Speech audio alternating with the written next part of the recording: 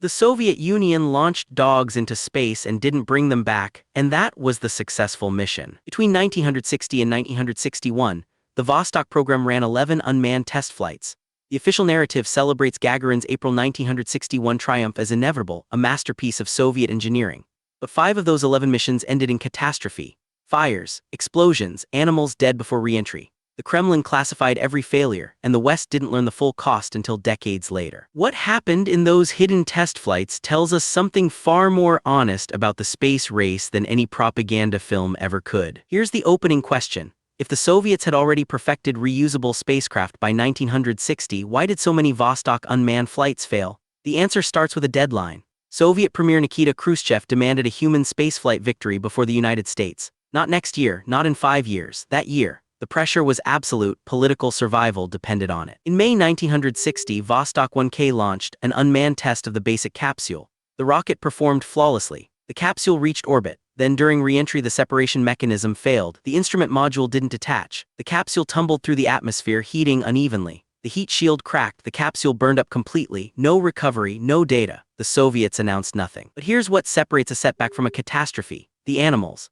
Starting in 1960, the Soviets launched dogs, mostly strays from Moscow's streets, smaller than human cosmonauts, easier to instrument. They were test subjects, expendable, and most of them were expected to die, yet the program's engineers kept pushing forward. Why? Because human spaceflight was the real goal and the dogs were just calibration. In August 1960, Vostok 2K launched with 2 dogs aboard, Belka and Ovsiana. This time something worse happened. The rocket's upper stage ignited correctly, but a structural failure in the booster caused the entire stack to twist. The payload shroud tore open. The capsule depressurized instantly. Both dogs died within seconds. The mission lasted less than 6 minutes. Again, silence from Moscow. The question now shifts. Were these failures pushing engineers toward solutions, or were they masking deeper problems? The answer is both. Each failure generated data. Each dead dog taught designers something about re-entry dynamics, structural integrity, or thermal protection.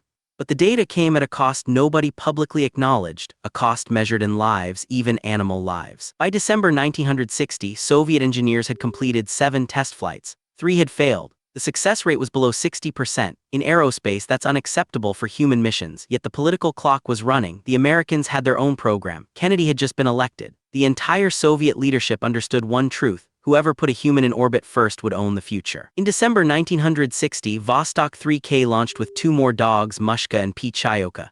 This mission succeeded. The capsule reached orbit, the dogs survived, re-entry was controlled, recovery was successful. It was a turning point. Engineers now had proof that the basic design could work. But the question became urgent: could it work with a human inside? There were still 3 unmanned flights to go before Gagarin's launch, and they were critical. If even one failed, the entire program risked another delay. If 2 failed, human spaceflight might be postponed for months. The engineers knew this. The cosmonauts training knew this. Everyone understood the invisible stakes. January 1961 brought Vostok 4K, another success. The capsule flew, recovered cleanly. Then came Vostok 5K in March. That one also succeeded. 2 wins in a row. Engineers breathed. The design was validated. But one final unmanned flight remained: Vostok 6K, scheduled for just days before Gagarin's planned launch. If that failed, everything changed. Vostok 6K launched on March 25, 1961.